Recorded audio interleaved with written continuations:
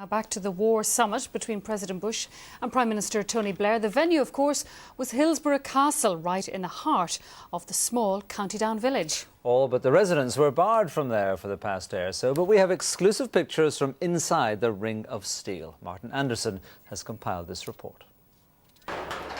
9 o'clock on Sunday evening, and the security operation around Hillsborough Castle had begun. A ring of steel erected around the old courthouse. By mid-morning yesterday, what police were describing as a 3-mile sterile zone was in place. Only residents and delivery vehicles were being allowed in. At around 4:30, the Prime Minister, Tony Blair, arrived by cavalcade.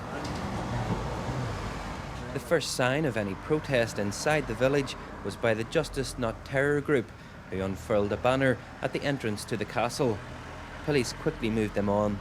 But a short time later, as George Bush and Tony Blair were shaking hands on the steps of the castle, a small group who had managed to breach the exclusion zone made their move.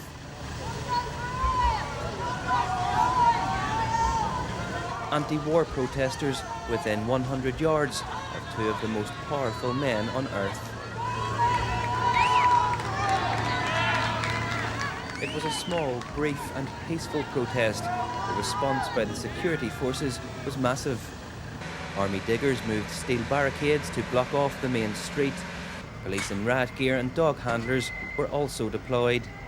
But whatever the perceived threat, it failed to materialise. For around 45 minutes, the picture postcard village of Hillsborough looked more like Drumcree in July. By 8 o'clock, the majority of protesters had dispersed.